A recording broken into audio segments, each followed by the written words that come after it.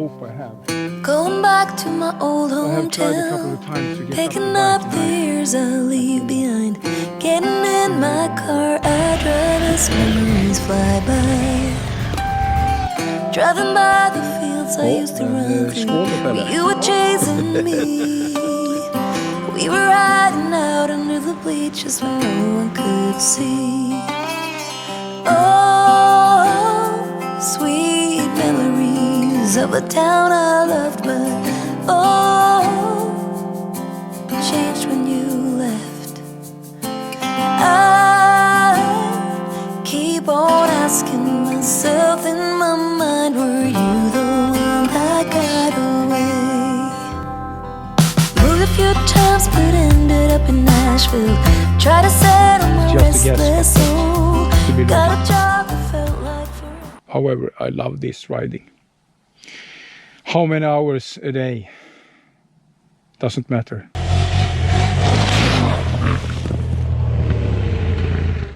Hi there, my ad riding friends, and welcome back again. This time I'm going to ride the Trans SwedenTrail up north from my home. Look what I found.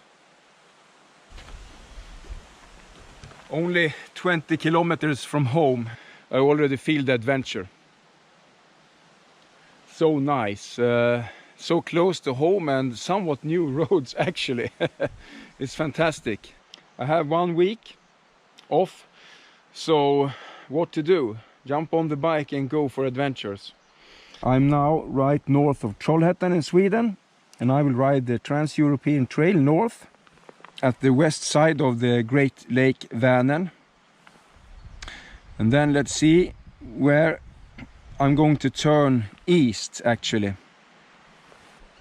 Let's not talk, let's ride, and then I will explain more along the route.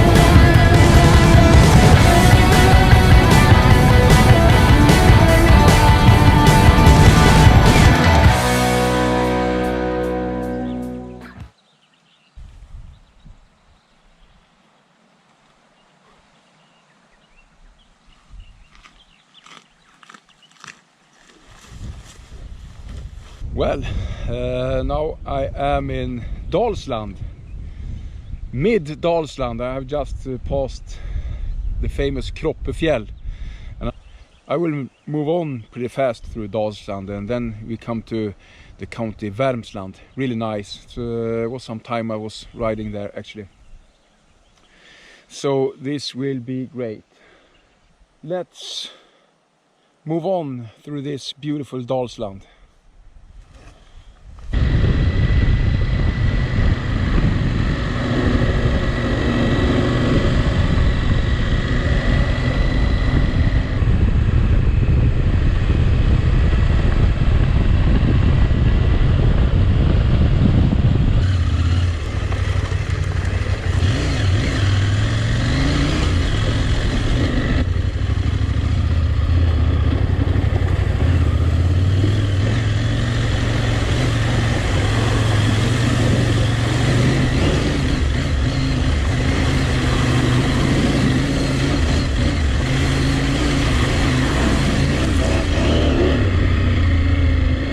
Yeah!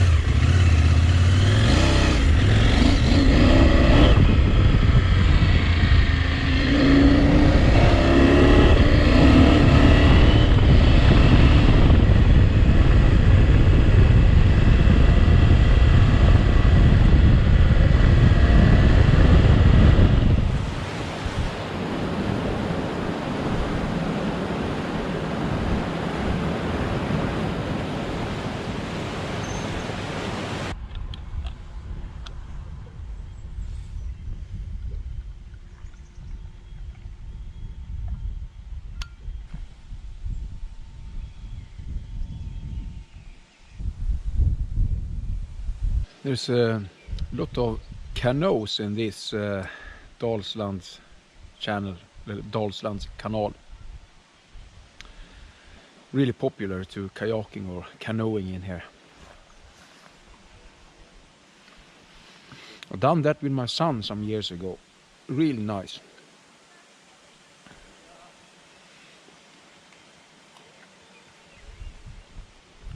Dalsland have a huge system of lakes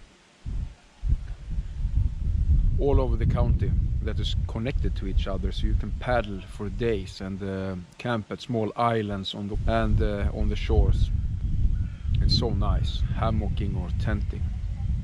They are as well those kind of wind shelters with firewood and everything prepared. It's so nice to paddle around here. I can really recommend that if you like to paddle. Oh, another fellow rider. Nice.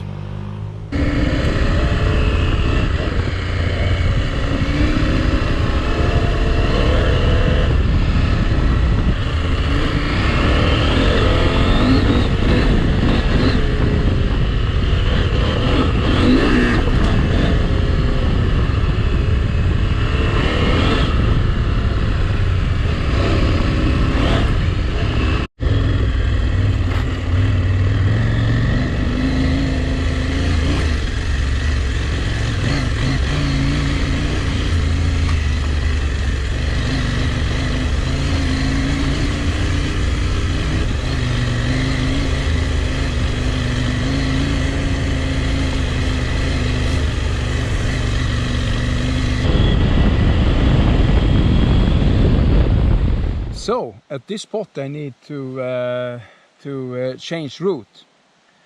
Now we are heading into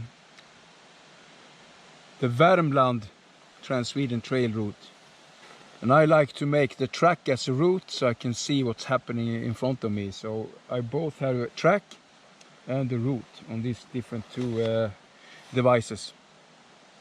That also makes me be able to have 2 levels of zoom on the map. That's perfect.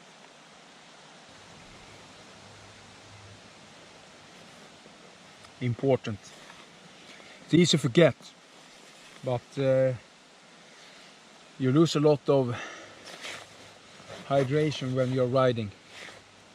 So this planner suggests that it is about 6.5 hours up to Fredriksberg in southern Dalarna. I'm starting to get some hungry, but I will find a nice spot for that, so yeah, hang on. Va? Är du väg här? Är det ett skämt eller? Fan vad nice. Oh shit.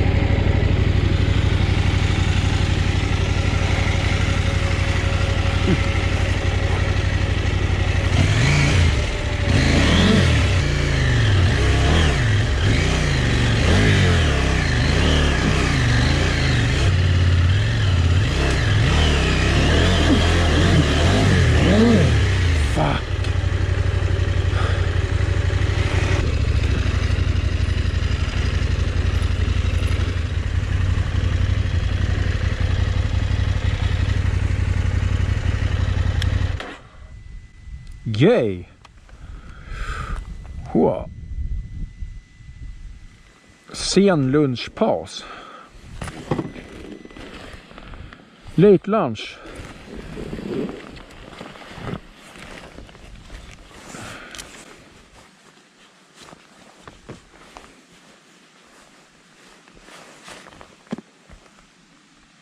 Looks like it's canoers that are camping over there.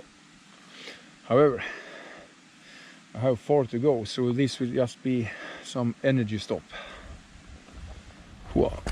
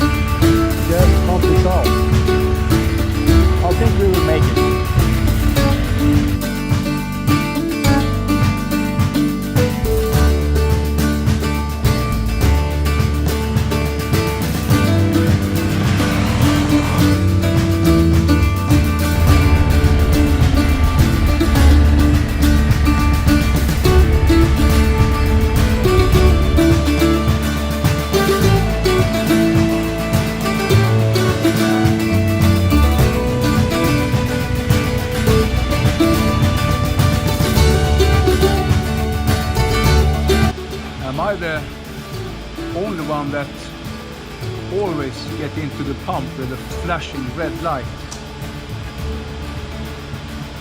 all the time. I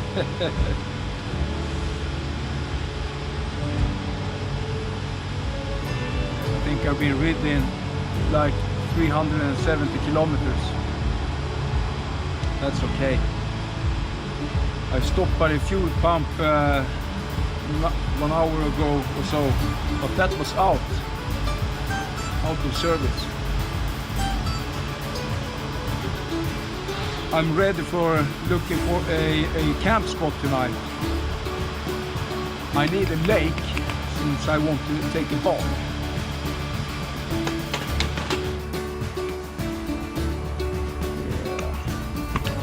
Yeah. Fill to the top.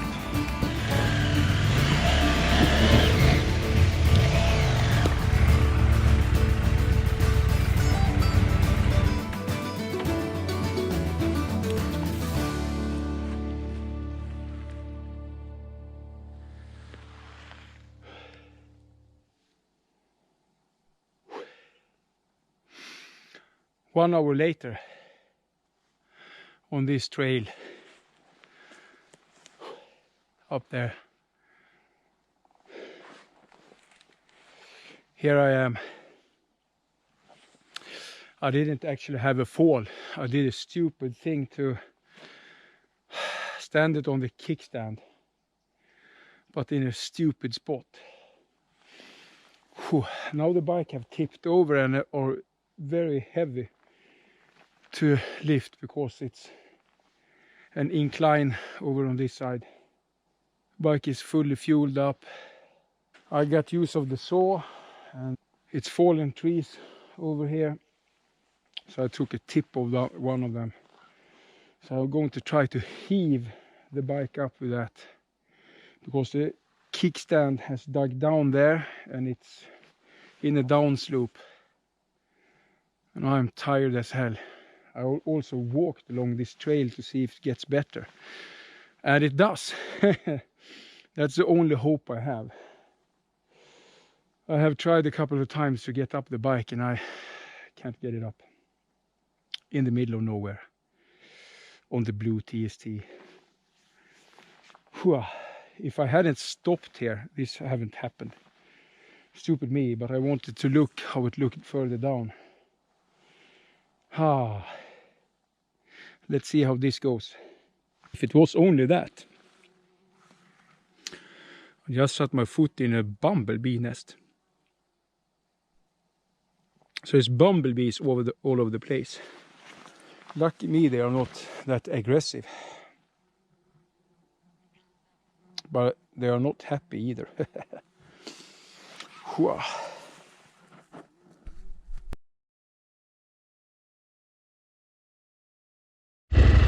2 hours later.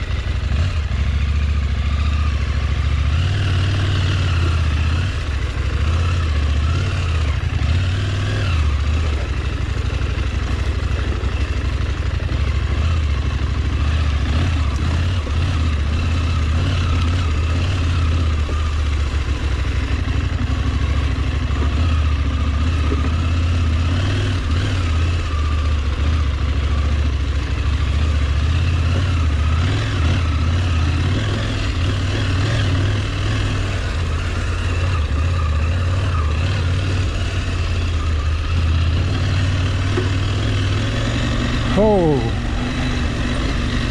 so nice.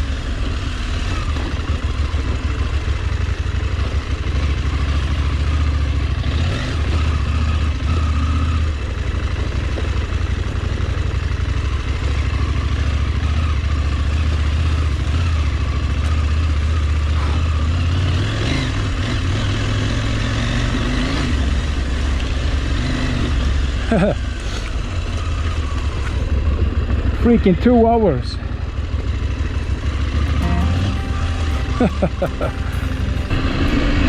Let's find somewhere to sleep and have a bunch of beers.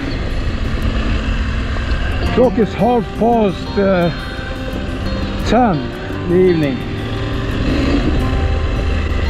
Oh.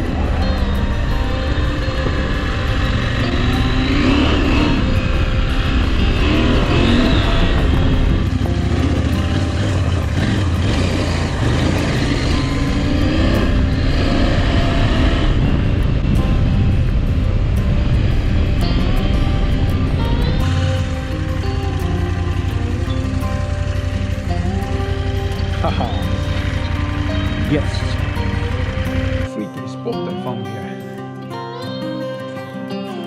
Mini beach. Ooh. And I need a ball. Furnitures and everything. Oh my god. This time I will start with a spear. And then the hammer. Wow.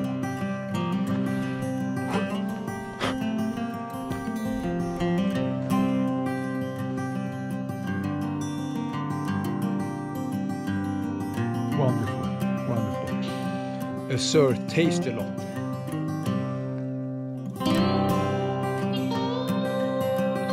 Oh. Could have been the best beer in the long time.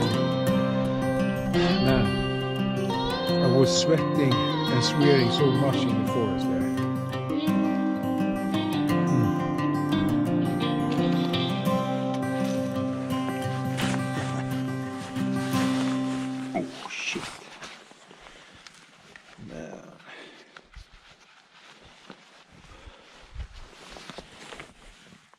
Cheers, my ad riding friends. See you tomorrow.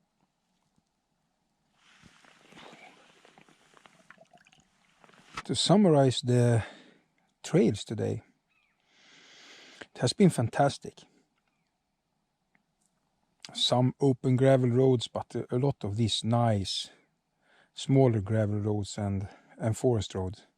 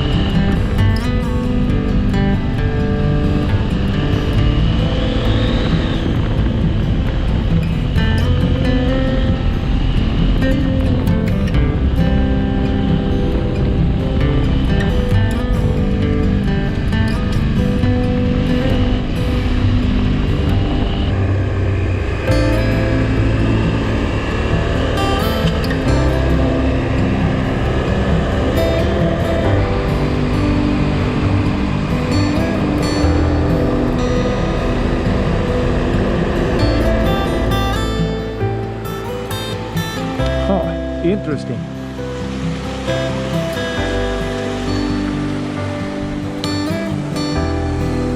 A bad bridge, but sure, it will hold up for the beast.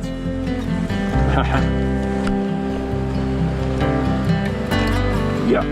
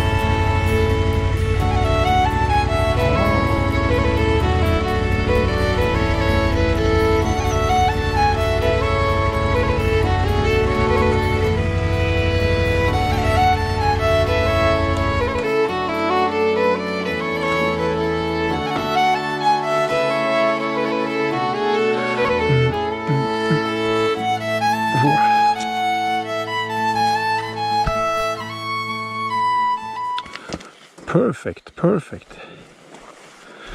Time for a lunch stop. Right. Now I've entered Dalarna. A really beautiful landscape. I've been riding on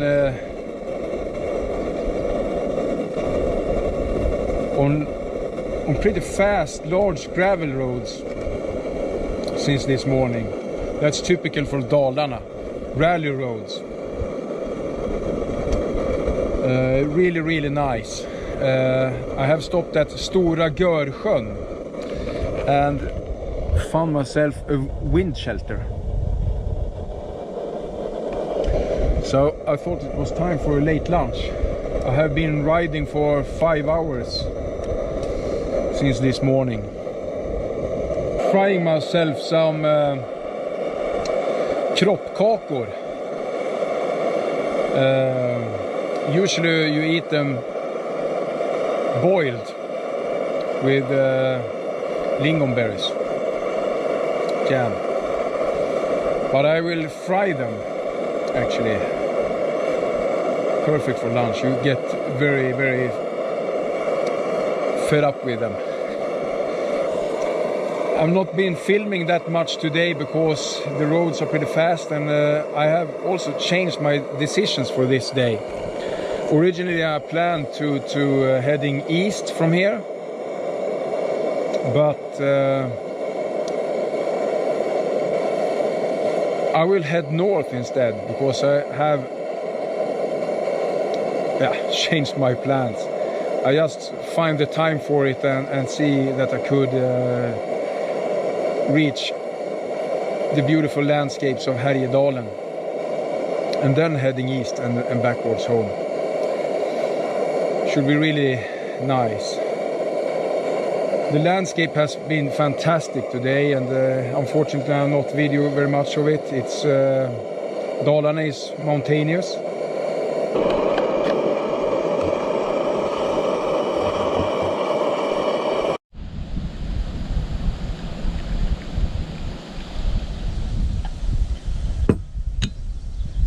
Almost forgot that.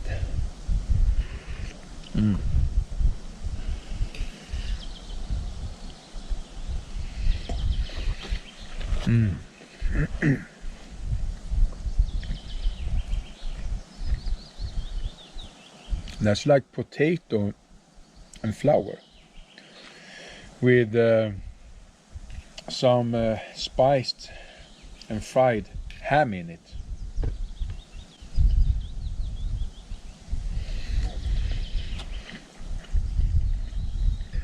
It's typical food for a forester or an ad rider.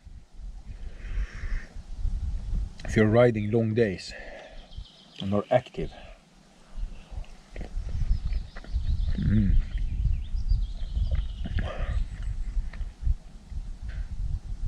A typical Swedish dish. There are different types of it. It's kroppkaka in the south, and it's called palt in the north. Pitepalt. Close to the German knödel.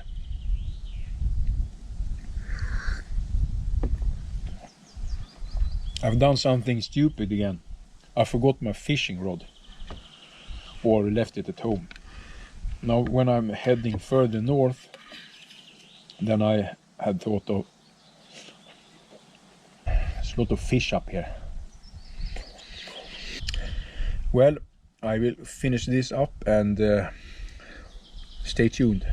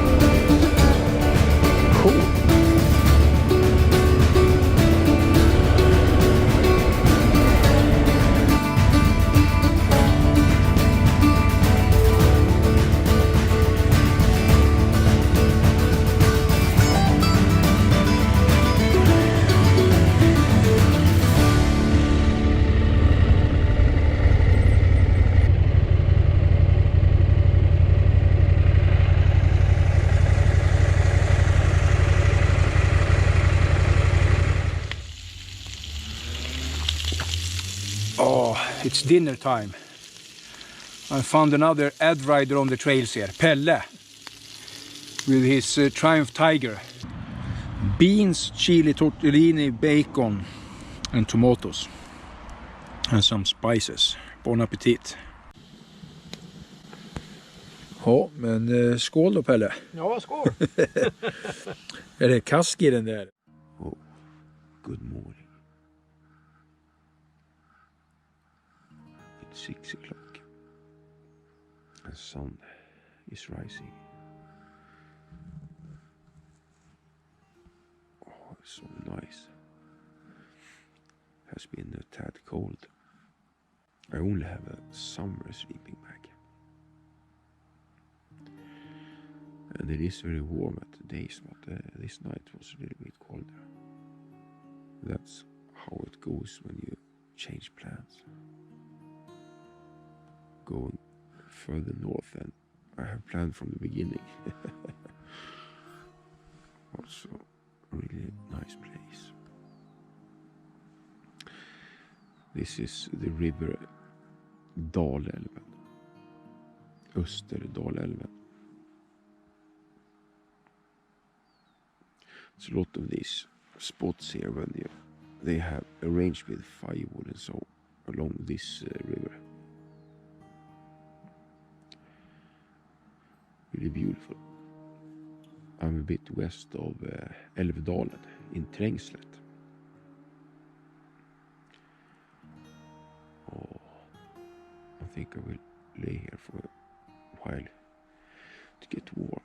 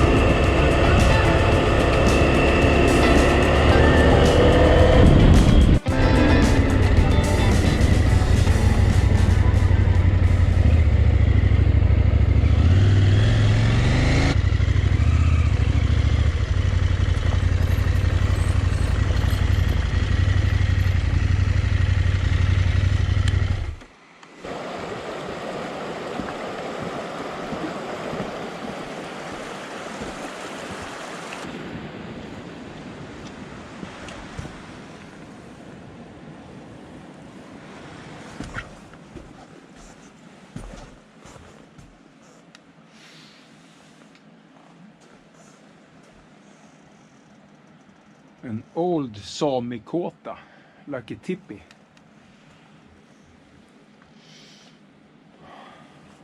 And a fire pit.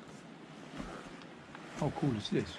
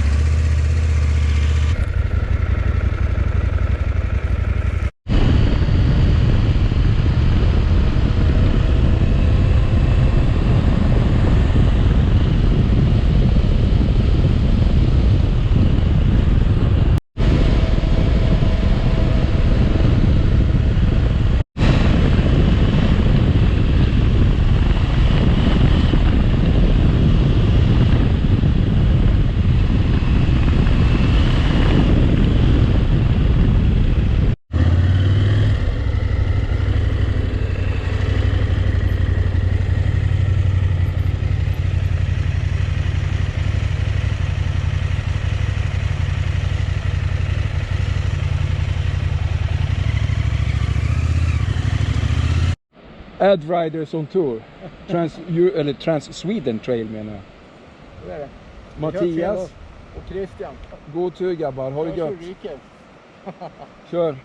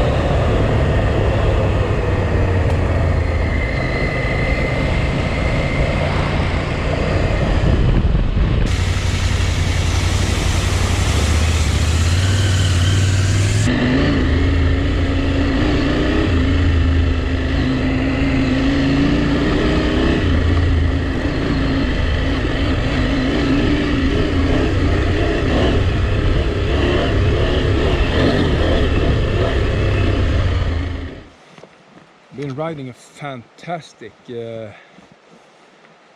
gravel road here along, I think it's the river Ljungan. We will have a look at that. I found a super spot.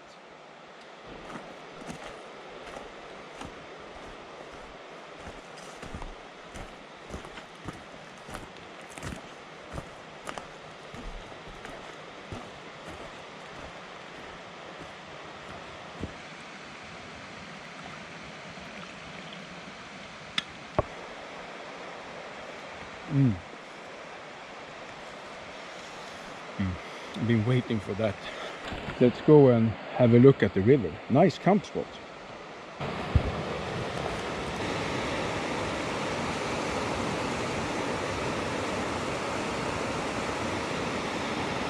Beautiful spot.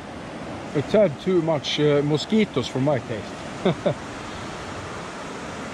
A lot of mosquitoes. This will be a quick stop for sure. I met some nice ad riders on the road. We're riding the Trans SwedenTrail as well. It was Matthias and Christian from Stockholm. Really nice guys. They were heading south and now heading north. They have been to the absolute northern tip, where you have a guest book for ad riders to sign in. That sounds cool. It's really fun to meet others on the trails. I have been riding more than 1,000 kilometers so far. I have not met anyone in the opposite direction to me. I met like 2 groups of 4 at Fredriksberg. That's it. No one more. Not very much tracks from motorcycles either. So, but it's fun to meet people on the trail actually. Really like that, to hear what they have done and the stories and so on. A lot of good stories, getting stuck and so on. It has been a lot of reindeers in this area as well.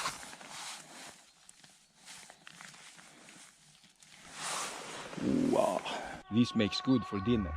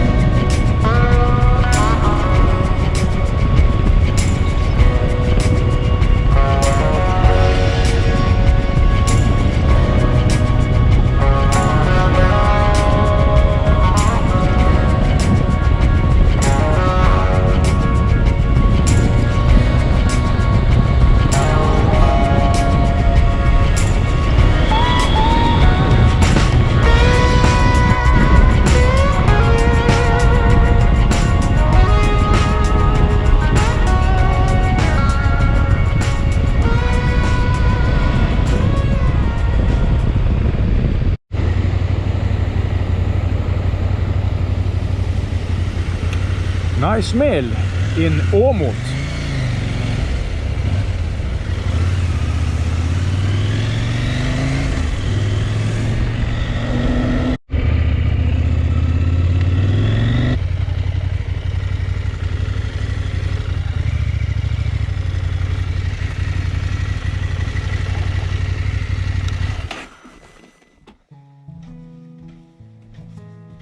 What a place. 12 o'clock and perfect time for a fika. Small lunch. So have energy to wrap on. Man, the fast roads, but fun fast roads. Really nice. I'm not disappointed at Gävleborg so far. Wow. Actually better roads than I have ridden the last 2 days. So far, and it's not over yet. I'm familiar with the south part of Gävleborg because that's my origin. The east side of Sweden, north of Stockholm. I think it's time.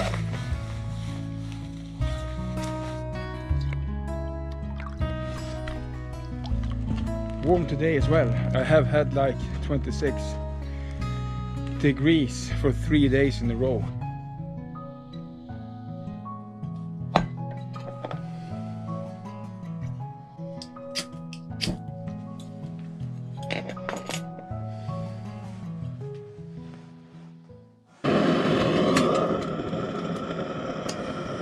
Like a rocket. This is the Trangia 27 hard anodized with the Trangia Multifuelburner. I'm really not fond of this setup actually because I think it's too loud and it's too much work. I need to service it more or less every time I want to use it. So why did I opt for that on this trip? I used to do that on longer trips. I also have modded my Mini Trangia to work with this multi-fuel stove. And that's because it's the fuel is petrol. The same is in my bike. So I have 1 liter extra bottle for this stove, and that takes me 25 kilometers extra if I should need to at the fuel stop. Of course I plan to fuel, but you never know. It has happened before when I was heading to Norway on a trip. So it doubles up, so I can use the fuel for the bike, and if I'm out of fuel for the stove, I can use the bike's fuel. Very easy as well on the 790 because you have this connector tube in the bottom and 2 petcocks on each side of the tank, so you can easily fill up your fuel bottle without struggle. No other tools than your multi-tool applier. Yeah, so that's why I use this stove. And as you hear, it's rather loud. This is a lake for fishing, fly fishing only. I think it was not allowed to mess and so on when you feed the fish. You see those bridges? You have this type of wind shelters at all these places around the lake. A really nice stop if you ride the Gävleborg Trans SwedenTrail. Sleep here or stay here, if that matches the time for you to stop. This is my normal morning routine to fill up the small thermos. But I didn't do that this morning. So this will be good.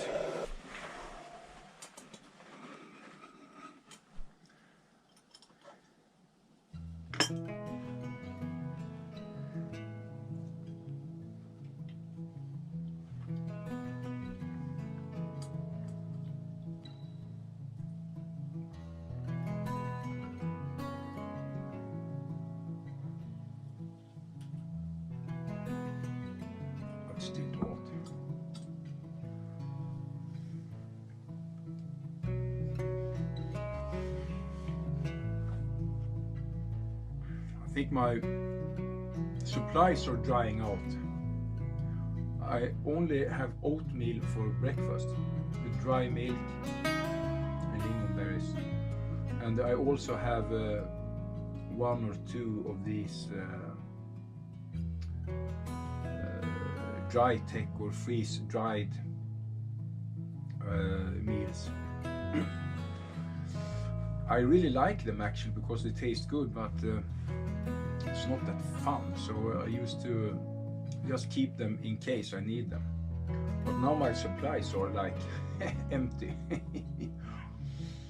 since I'm eating those krockkakor, egg and bacons, and I've also made some kind of stew with chili, tortellinis, tomato, black beans, onion and bacon in this as well. So I need to fill up for the coming days. It's fun. You almost never meet anyone on these roads. I've been reading for a while right now since this morning. Not seen anyone. I think I met two cars. No bikes.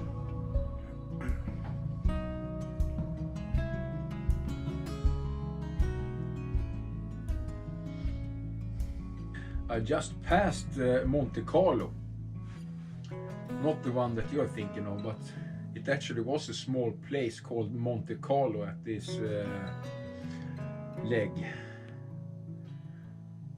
of TST. How cool wasn't that? I saw that on the TST Facebook site, Trans SwedenTrail, the other day from Arthur Vendel, a guy that did all TST, starting from south and heading up north on the west side, and then down on the east side. I'm not sure how long this Trans SwedenTrail is, but it's probably at least like 5,000 kilometers or more.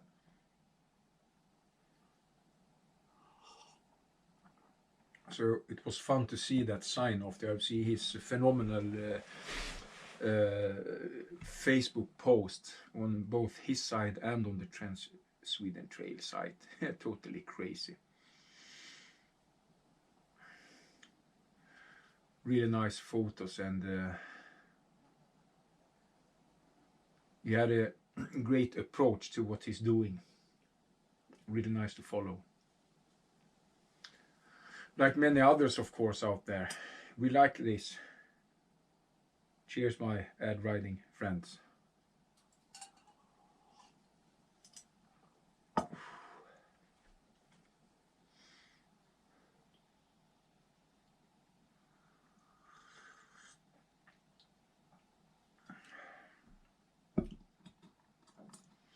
It also is an outhouse over there at the other side.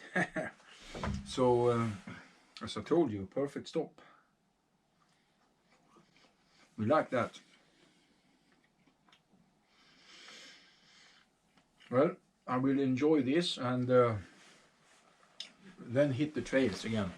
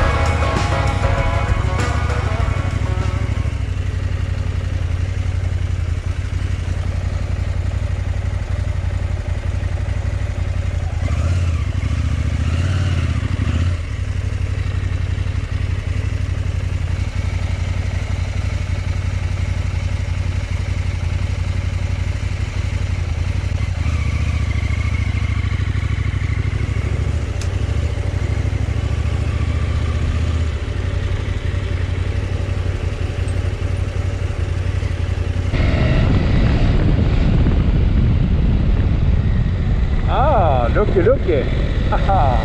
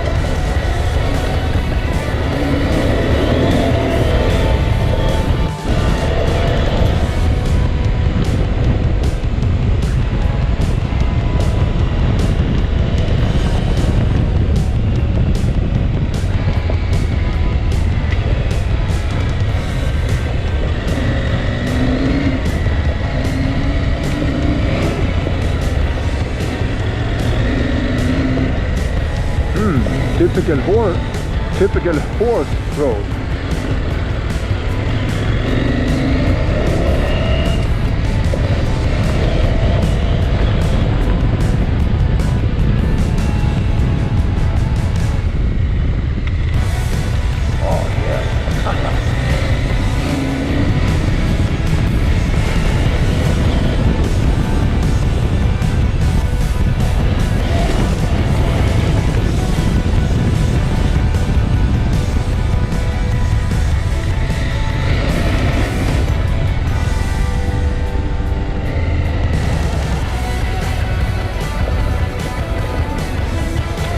Power station.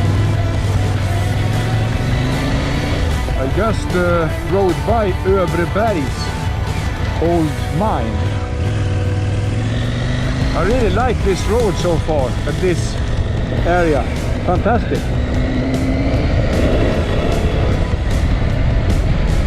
Oh, this is Söderåsvägen. Yay! How fun is this? Plenty fun. Yay! What's happening here? Woohoo! Yay!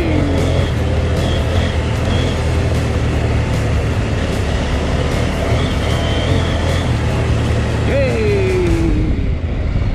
Yay! Ah! Woohoo! Looks like a racetrack. Ah! It's wrong here.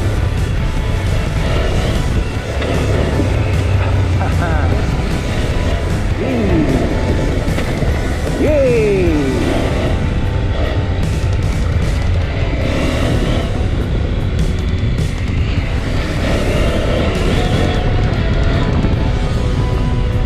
Woohoo!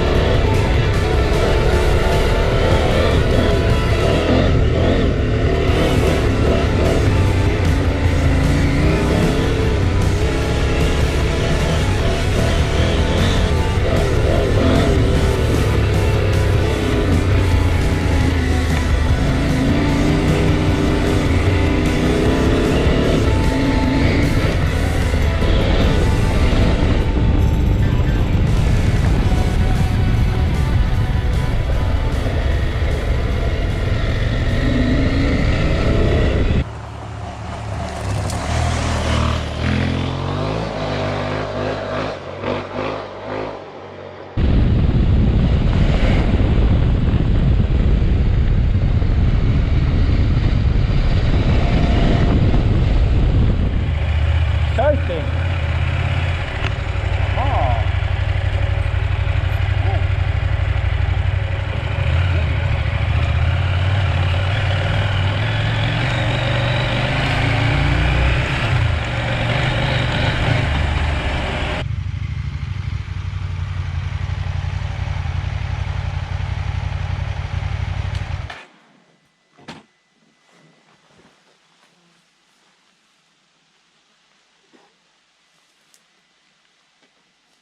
Wow.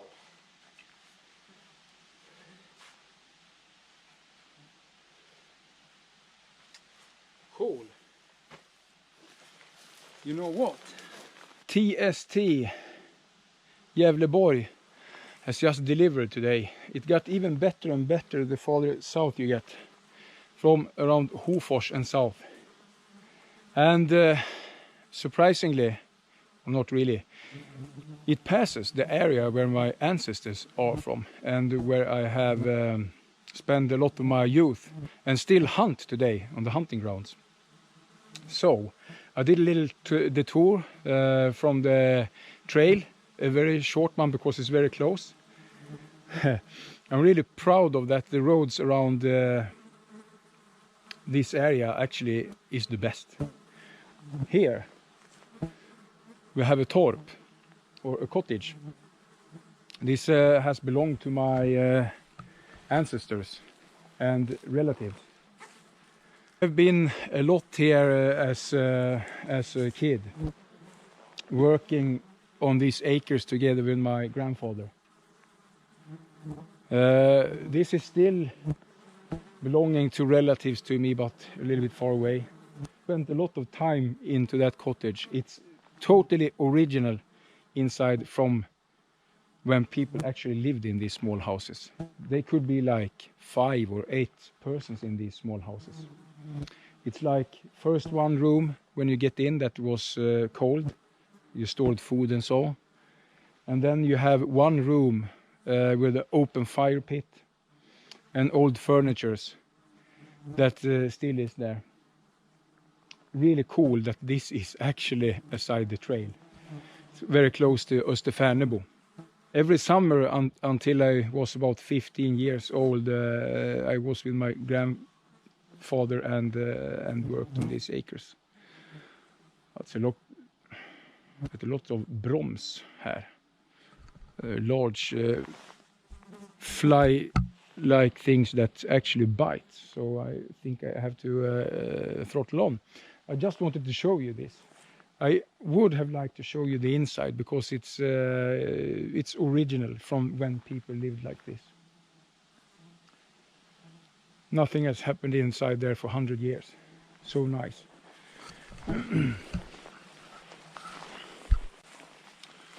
Even their old plows that they used behind the horses or cattle is still here. You can have a sneak peek. I will take you to the next place. It's called Ursbo, that also have belonged to my ancestors and grandfather and so. Let's have a look at that, and then, yeah, let's see what's happening here. I will visit my sister later here because she lives in the area as well. Okay, so nice roads here. Best so far. Gävleborg delivers. A lot of nice tracks, fast but fun.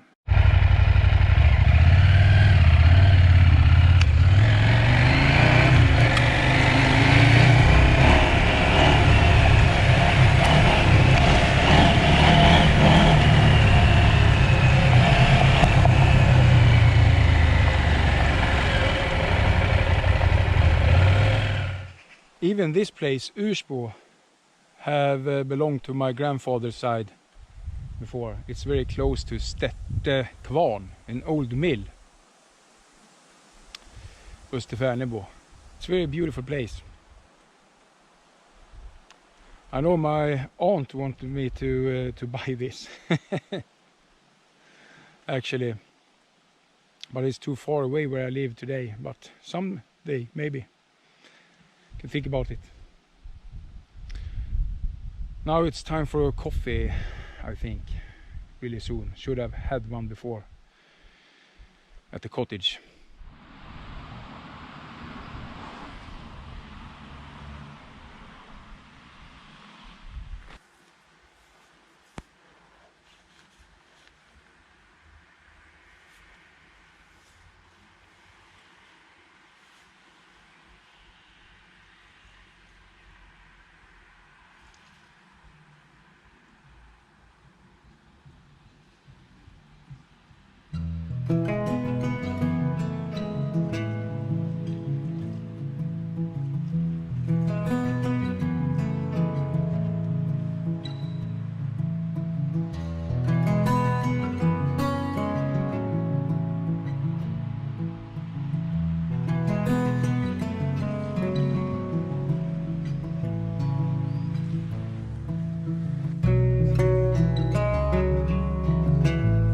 My ancestors have lived in this area for 400 years. Actually, both my mother's side and father's side, as well in Hälsingland, where this nice day started. So probably they have lived here for a lot longer than that, because they have not moved around from this area, what we could see. There is a runestone inside this church that is very, very interesting. I wanted to show you that, but I'm not sure if I can because it's closed. I will see if it's open tomorrow because I will stay in the area. Visit my sister-in-law.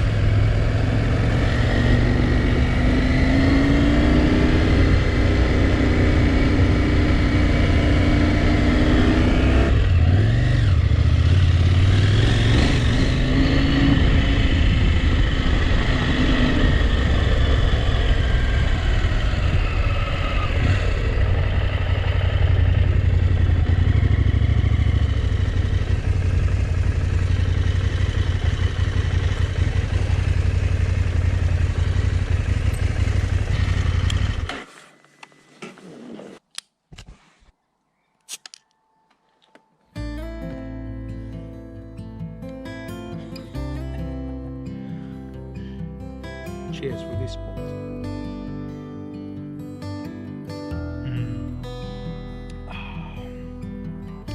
Jämtlands bärnsten. Jämtland, that's where I turned around at this trip. The furthest north I got. Off with the boots.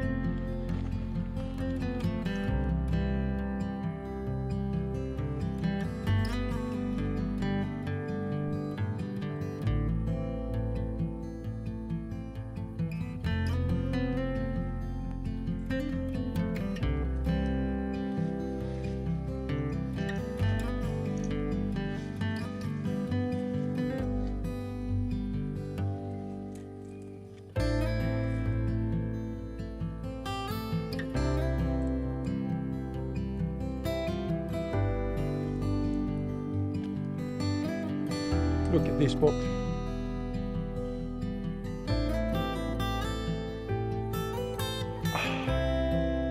We are at Ön, south of Hedesunda. It's very close to the end of the TST Gävleborg. So nice. When I was a kid, we used to go here and had a bonfire, lägereld, with the friends. Nowadays, at all these spots where you had fun when you were a kid, there are van lifers and the roof tenters and hammockers. Things are changing. Times are changing. I think we are getting back to our favorite spots. Others find them easy today. Both for good and bad. Yeah, this will be perfect. I just got in time to get cold beer from the cooler from the grocery store. I always look at the weather forecast in my app to see if I need to set up the tarp or not, and luckily I don't. I only used it last night because it was supposed to be rain, but it never happened. However, it rained for like 1 hour in the morning when I started. It has been 29 degrees today, and it will be very warm tonight as well.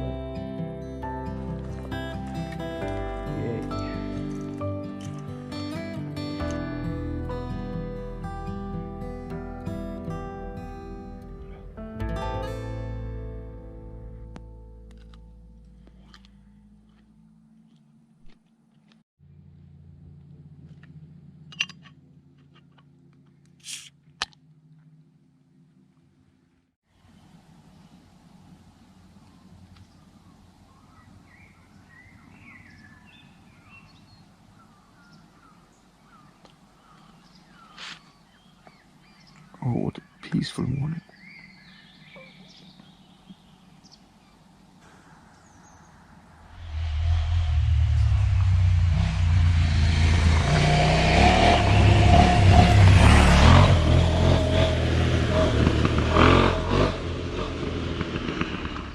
These runestones are found here in Österfärnebo and are stored here in the church. Have been so for a long while. Unfortunately, they often are used, or was used as floor stones in the early times. This one you can see that it's broken, but it actually has been a complete part, or at least half of it. As you see, it's still half of this painted part. In the year 1690, there is a painting from it when it was completed, and it was in the church. And then it was disappeared, and the top part has never been found. Be interesting to look at. And then you have a really beautiful rune stone over here, also found here. It says: Snölög lät resa stenen till minne av Vilev, sin man, och Öjnjot ristade. Och ristningen är från 1100-talet. It says like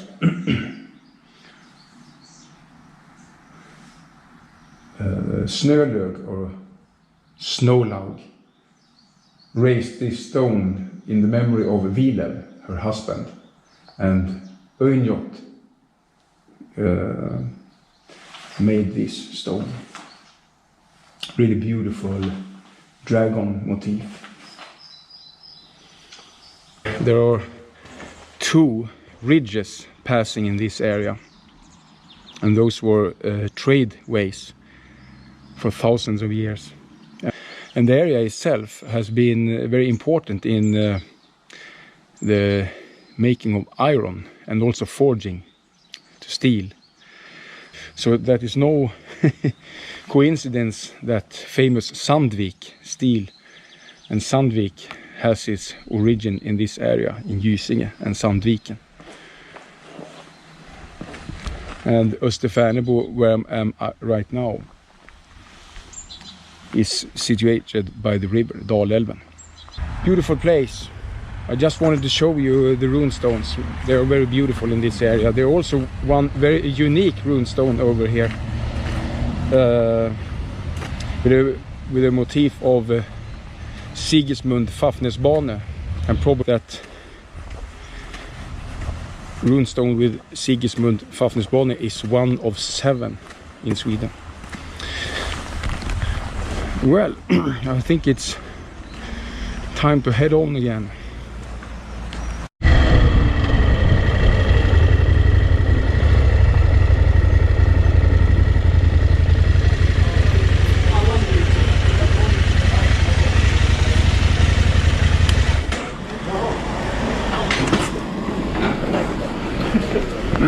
Definitely fika time.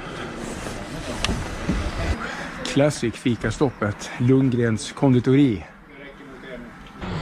Syrran som alltid har velat vara med på tuben, eller?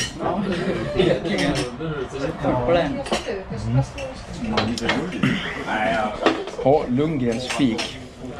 Eller vill inte gå hungriga ifrån.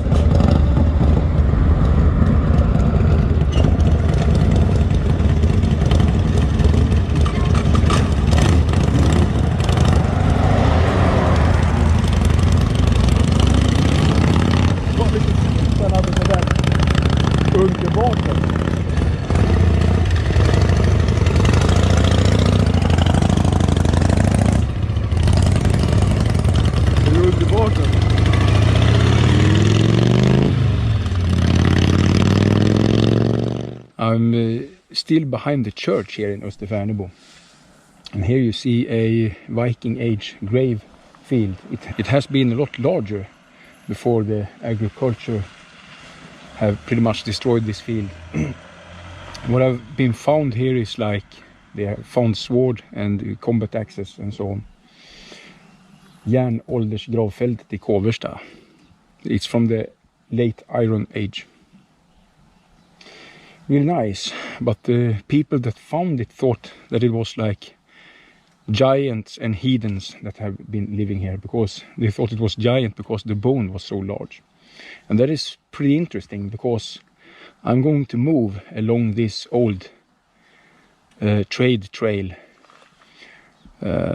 further to the east in Sweden, not far. So there's interesting things there as well. So stay tuned for more Viking stuff on this episode.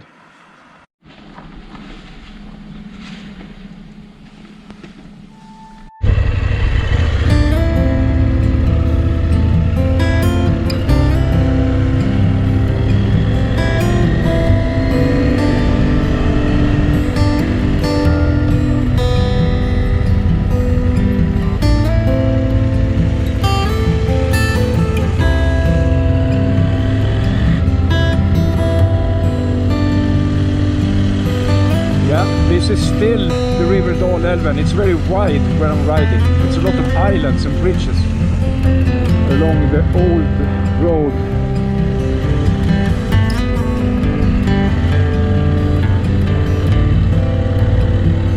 (272). It's a beautiful area here. Färnebofjärdens nationalpark, nature reservoir.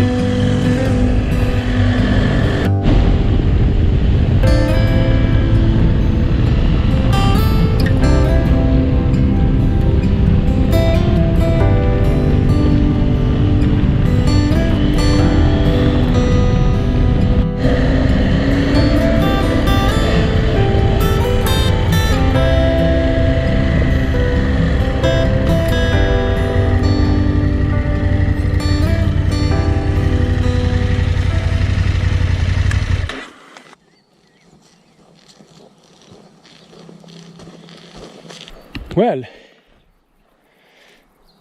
I just continued on that road, Tidernas väg, or the road of ages, 272, from where I started this morning in Österfärnebo and Hedesunda.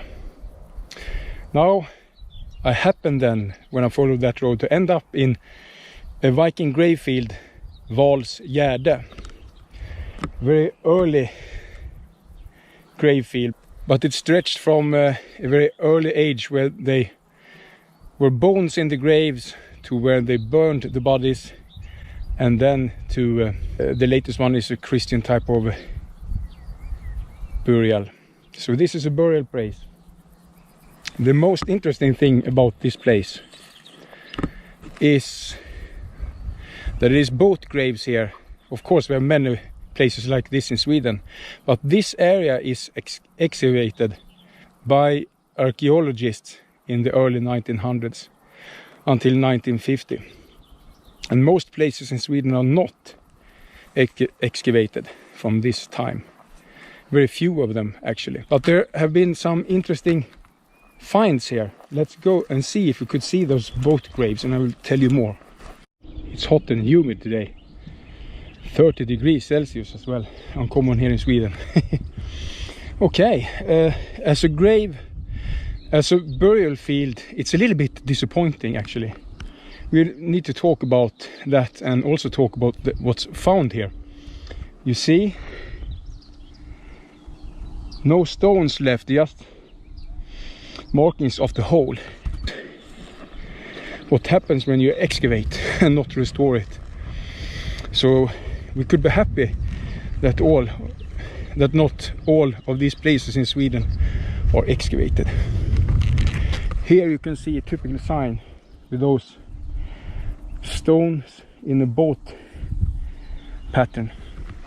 But let's talk about what's found here. It's like 15 boat graves. All of them are excavated. What they have found is one man each of this boat grave with a warrior's equipment: sword, spears, bows and arrows. Swords and spears on the sides, both bow and arrows by their feet, and helmet by their feet. Horses, dogs in the front. That's what's been found at his grave, this burial field. And also one interesting thing is that it has been like a dynasty, because each grave represents one man's age, pretty much, what they have found out. As well, the helmets are spectacular because they are of the same type and also motifs made as the one in Sutton Hoo, the Sutton Hoo helmet. You know that movie, and that tells some of the life around it, but if you read the history, it's very interesting. So please also read the history or the result of the excavations here at Valsgärde, also at Vendel, close to this place. At least two of the men here that was relatives was in a height of 2 meters. Must have been a respectable height at the time we're talking about. Also, this is very close to Gamla Uppsala and Vendel, and we call it Vendeltid in Sweden, the time before the known Viking age, because that is dated around when they raided in Great Britain. But the culture must have been the same long before that, and that is what you can also see by the age of these graves. It's really, really interesting to see this. There's a river, Fyrisån, probably a lot wider and a possible transport way by boat at the time, since it is boats graves as well here. I find these things very interesting when I'm by my own and can explore things, to go and visit these places. Now I'm on top of these burial molds. It's a burial mold there as well. Please find out more about this by yourself, especially about the connection between this place and the Sutton Hoo, because it's the things that are found in that grave is too equal to each other. Look what we have there. It's a black hawk. If you find this interesting, so stay tuned. And you ad riders, I have just jumped off the Trans SwedenTrail for the moment to do some of these cultural stops because I'm interested of these things. I think it's very interesting. So in this episode we will see a lot more of this. I'm going to the largest Viking exhibition right now, and that is at Historiska Museet, the History Museum in Stockholm. So I need to zoom away again from this place. Peaceful and calm place.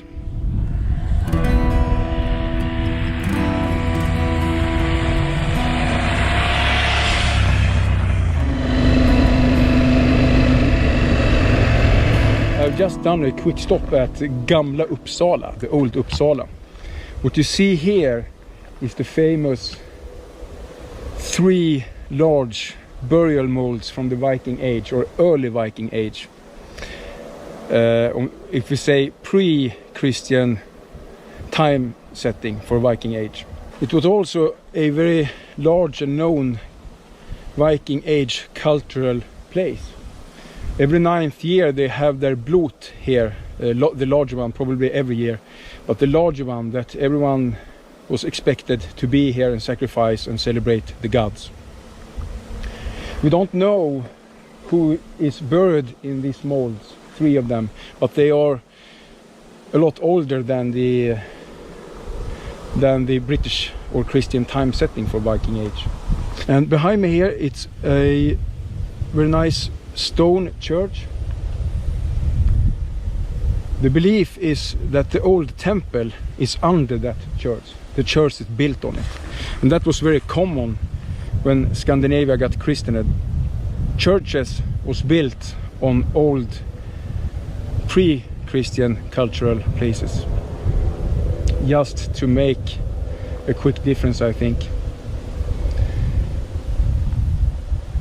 A really interesting place. You should visit it, or you can read more about it if you Google about Gamla Uppsala eller Uppsala högar, the old Uppsala burial molds.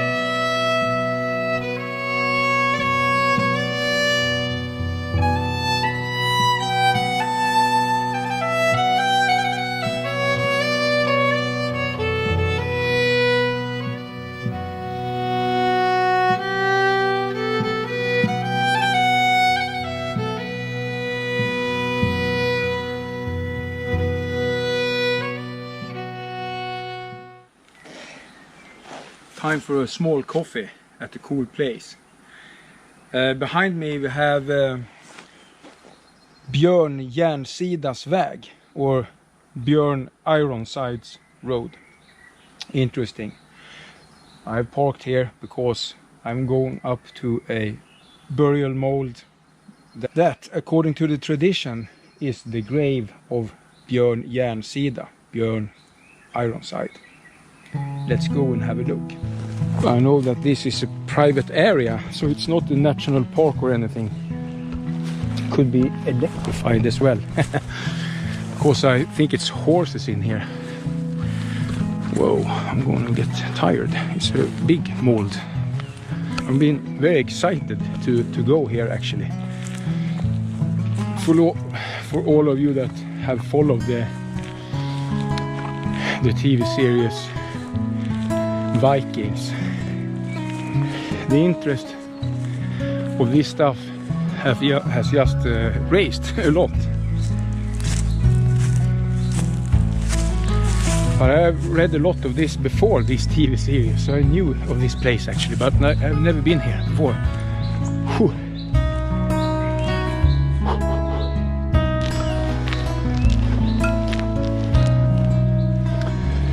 Yes, you see?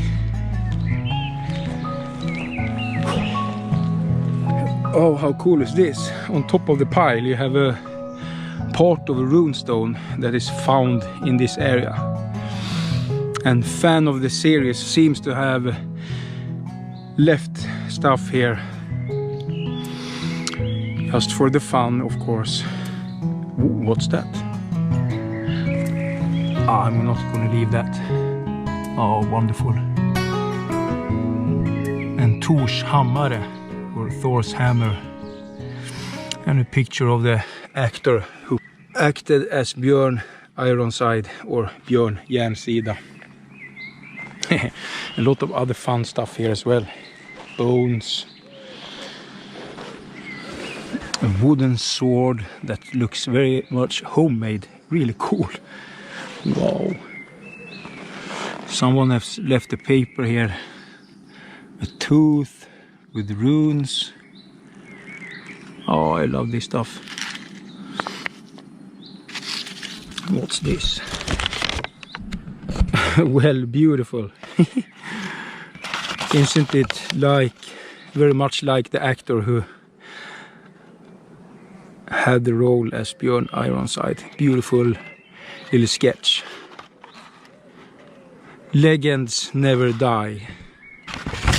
That's true. That's true. Oh.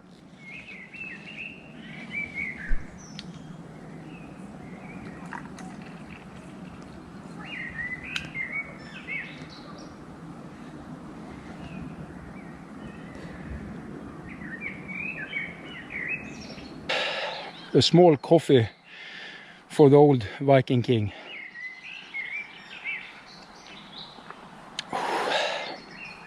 So, according to the tradition, he's buried here.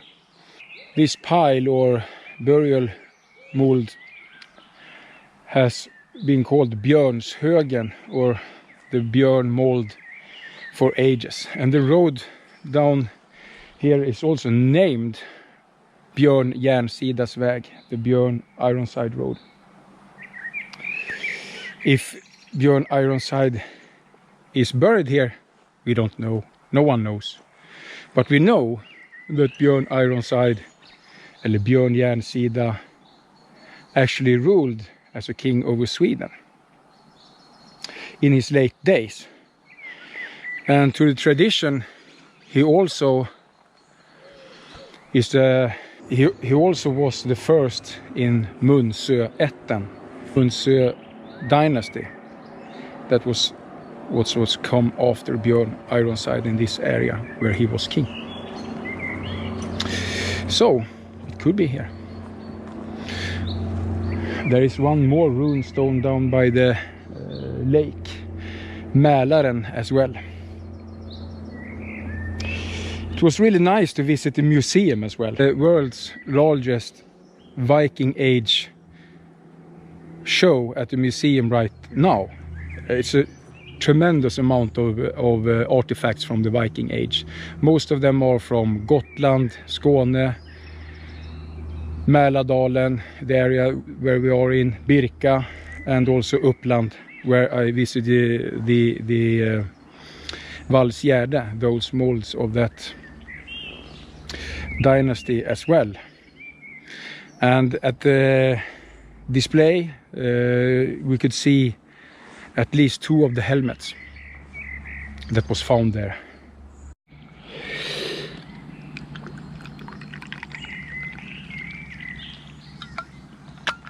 Really cool place. I hope that you appreciate that I show you this stuff. It's not really ad riding or anything, but I like to do a cultural stop along the way when I are on my trips. It could be whatever, but mostly historical. Start at Bronze Age artifacts, or Viking Age for the matter. I think it's super cool. Oh, I'm so exhausted. Please let me know what you think about this, and I don't know where to sleep tonight. I will not sleep at Björn Ironsides burial mold, but somewhere else. I have one more mission to do, so stay tuned out there.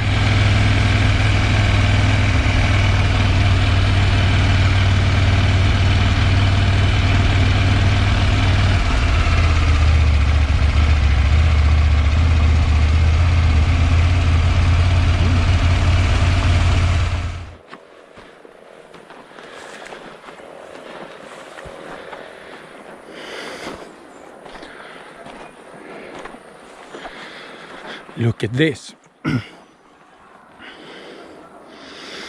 Beautiful, isn't it?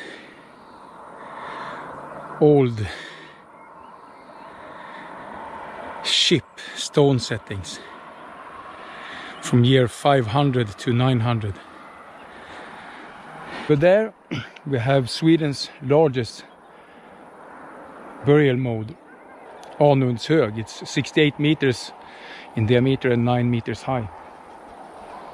There are 5 of these large ship settings here of this type.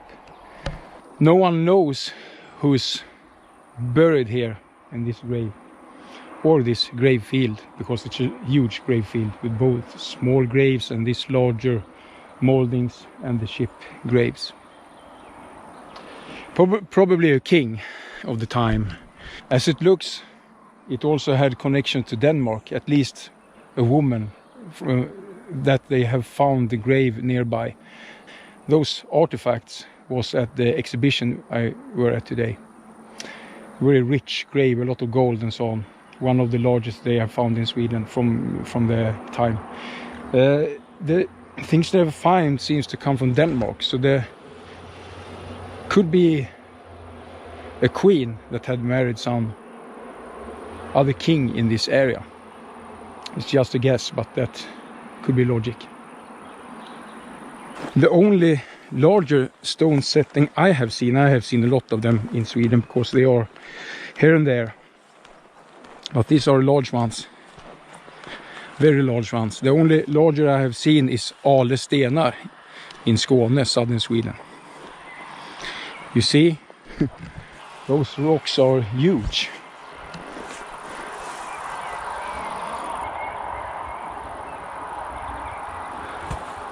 All of them have a center stone, like where you place the mast. Really beautiful. At 1700, during that century, 2 guys tried to plunder the large mold in front of me, but they didn't succeed. They never came to the center where the actual grave is, so no sign of success. Archaeologists have not excavated this area, but they have drilled into the burial mold, and they have found some rests from a living area or a building or a house or something. Maybe a temple or a ship like you find in those places like Gokstad, Skeppet in Norway. But they think that it is a building. I love to visit these areas. I hope you don't mind, but I think it's rather cool. It's a part of our history. Some of these stone settings are damaged and have not been able to be restored. It's a belief that this happened when Sweden got christened, because in that new time this was heathen culture places. There are sources from the medieval time that says that it was like a place for trials as well into these rings of stones. Not sure if they mean the ship stone settings, because we have something that is called domarring as well, and those are all over the place in Sweden. Every village pretty much have them somewhere. So they have some kind of trials here from the sources from the medieval time, so they know that this type of activity was here. And that seems logic as well at places like this, or cultural place, not just a burial place. Another ship setting. Well, here we're on top of the mold. You can see these stone settings a little better. I don't know if I told you, but I have moved west from Munsö and Stockholm, where I visited the Björn Ironsides burial mold per the traditions. And that is, this place, Anundshög, is very close to the town Västerås. Does that sound familiar? Westeros. If you have seen the TV series of Game of Thrones. Pretty much the same name. I wonder where they got that from. I know that it's some kind of rune stone down there. A large one. We need to have a look at that as well when we are here.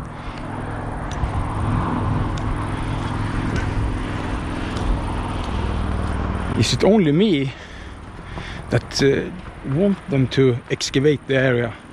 It should be very, very interesting, as they have done in Vendel and at Valsgärde that I visited this morning. Should be very interesting, but of course it's very interesting to see what's in it. When I see that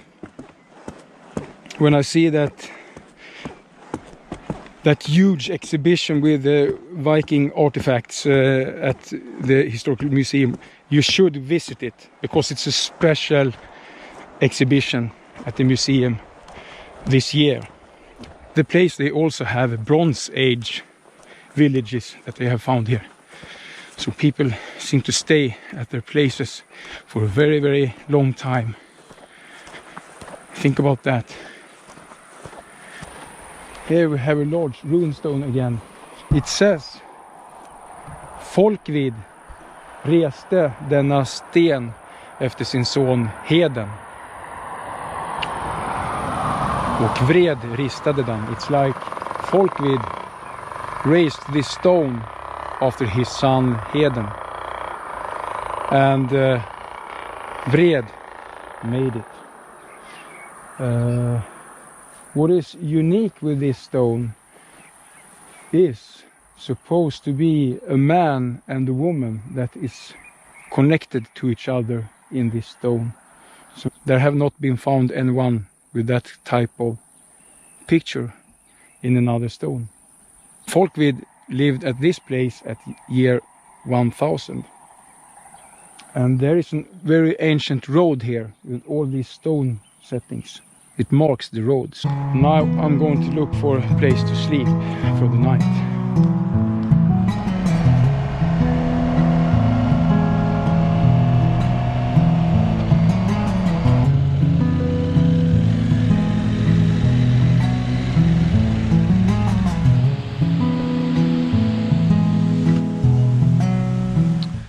Good morning, my ad riding friends. This is day 6 on my ad ride that mostly have been on the Trans SwedenTrail.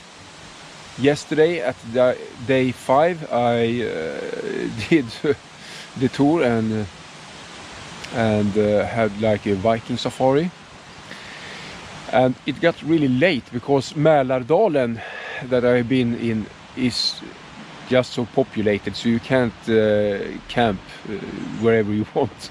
It's difficult as well to get a nice spot. However, very late yesterday at like 23:30 I got me a spot. However, I only found one tree, so I will show you how I had to deal with that. I used one of the strap to the tree that I got, and on the other end I have a tarp pole that I usually use for the tarp's front end, so I have an outlook if I have a nice spot and need the tarp. I also use the hammock strap and tied it to the top of the pole and just pegged it with the tarp peg in the loop that you normally use around the tree. And then on the other end I have the tarp. I just tricked out one of the tarp lines and just pegged it down with the tarp pegs. The other end that has the normal loop, I did an extra loop on the other end. This is the loop that is on these lines. Pretty neat setup. So I've slept on the ground but have the mosquito net and the hammock just lifted as a tent. I didn't need the tarp, otherwise I could use the tarp, of course. So just a tip, if you don't have a tree at all, then you just fasten the end that I set on the tree on your bike. Just be sure to fasten the strap in the bike end in a way that the bike can't tip on you if you do so. Really cool, don't you think so? It's rather early in the morning, so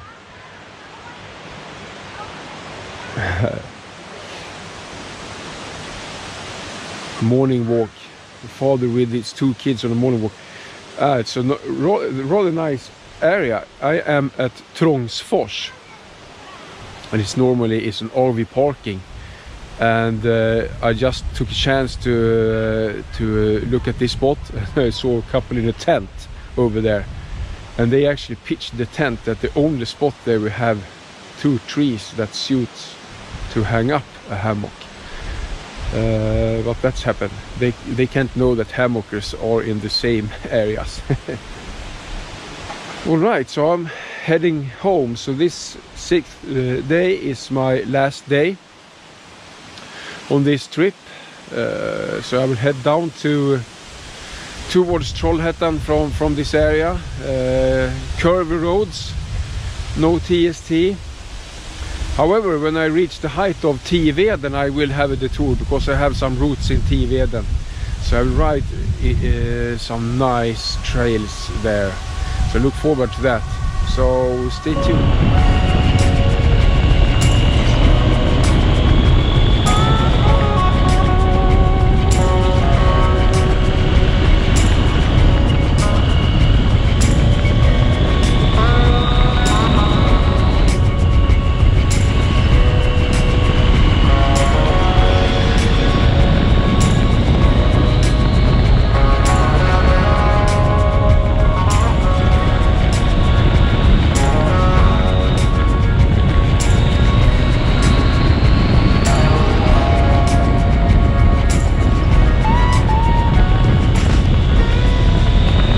Brunch time in Arboga. As I told you this morning, I did the Curvy roads settings at my GPS or navigator to heading home. And that didn't disappoint me. Man, with the Curvy roads, maybe the best Curvy roads in Sweden are between Hallstahammar, Surahammar and Köping. So much fun. Asphalt, of course, in this case, but so fun. This machine does asphalt very good as well. Well, brunch time for me. No Trangia breakfast here. I'm just headed away. I met a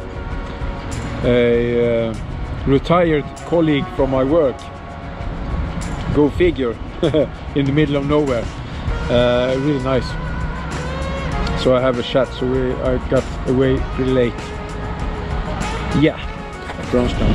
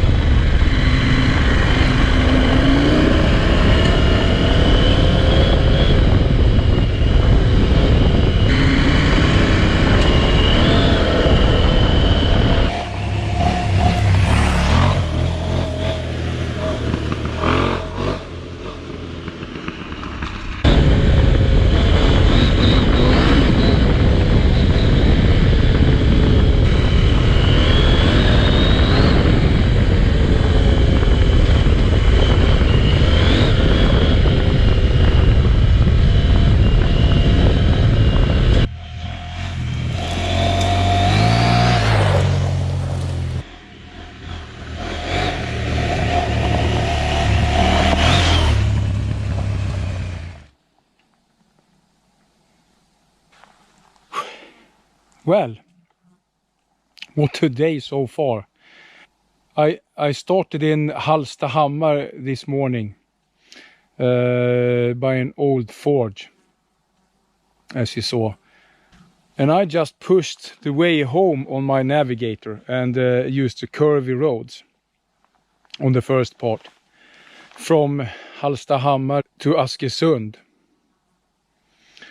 And amazing roads for this automatic calculation for curvy roads. It started with probably the best curvy roads in Sweden.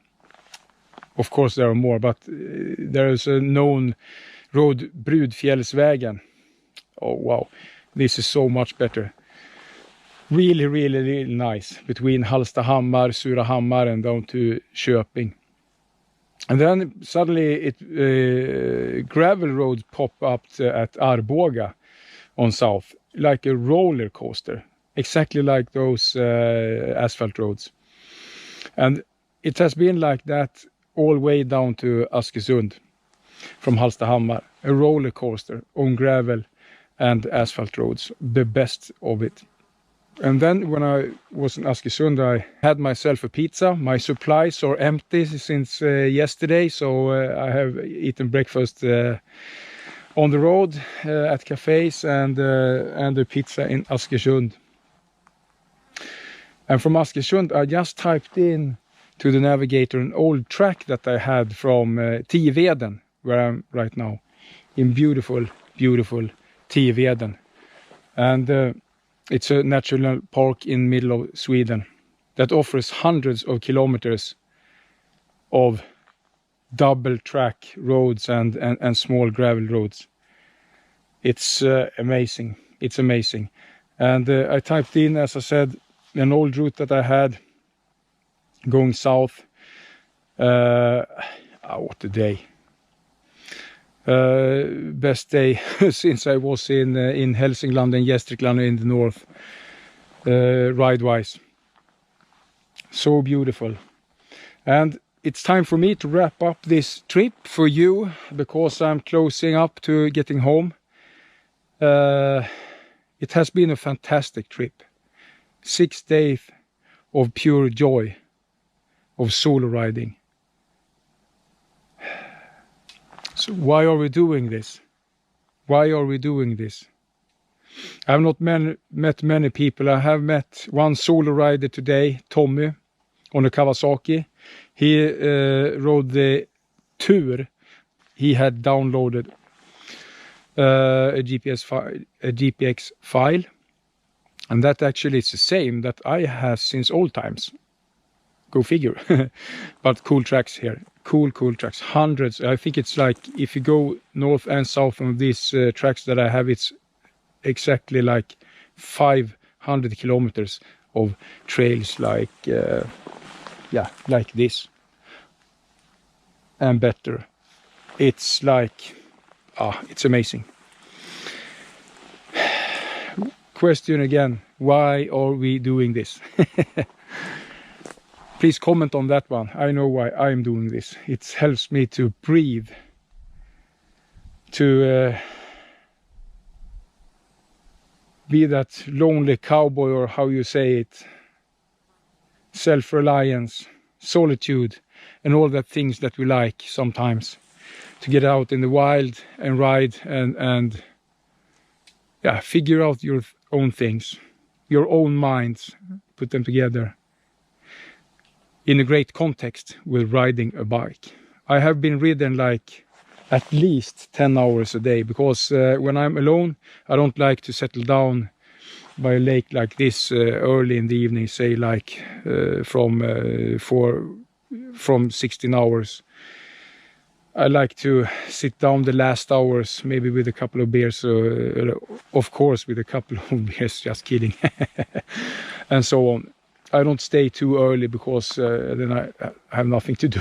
I like to ride, so like 10 to 12 hours, someday even more, unfortunately, when things not going as planned. But then the adventure begins, as we used to say.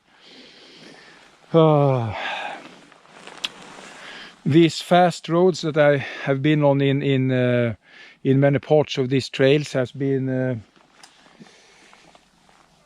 it's hot, even if I ride on gravel. It has been a fast road, pretty tough on the tires, so my pretty much already worn out Motos rails before I started is now totally toasted after.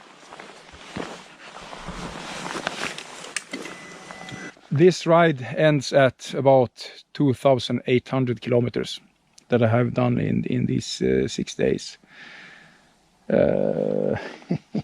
I took a chance when I started on these tires, but now I've toasted them totally, and that feels good. I get the best part of these tires after they already had their life, so to speak. How about that? Motos rails. I really like these tires. If you look at the front, it's totally toasted as well. Of course, it holds up some kilometers but I will change both of them, of course, to fresh ones. I need that right now. Yeah, bike has been flawless, totally flawless. The Moto Reckless 80 version 3, totally flawless. So versatile packing. Now it's in the 80 liters configuration. If you just want like less than 50 liters, if that's the only thing you need, you can take off the auxiliary pockets. You can take off that one and as well the high beaver tails. And it only has these small bags. So you can configure it how you like it. Most often when I go on solo rides and not camp outs, I only have this Stinger 22 on my rack. Not a single drop of oil is lost after this ride. I just love this bike. It does everything. Of course, it was extremely heavy for me to lift when it tipped over on its side stand on my first day. So the side stand dig down in the ground in the down slope, down between roots. So I couldn't lift the bike without cutting some leveraging arms. That was a tough day, a really tough day. The bike is king for this kind of adventures.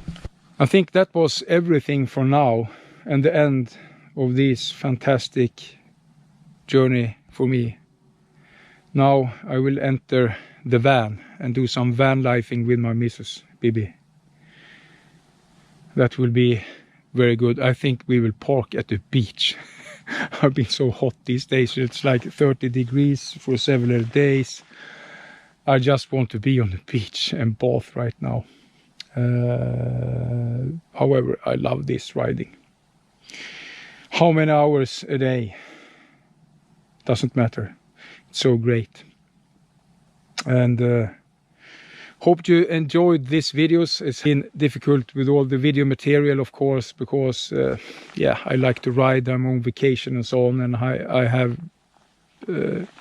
footage from occasionally situations and so on. No time for setting up tripods and so on at all. Just some of it. I hope you enjoy your rides and other adventures this summer, no matter what. See you on the next one. And I just figured out today, the last day, how convenient it is with an adventure helmet to not ride with the goggles when you're riding solo. Go figure on the last day, because I always use those goggles. It's so nice and airy and yeah, not that hot either. Go figure about that one. Ciao.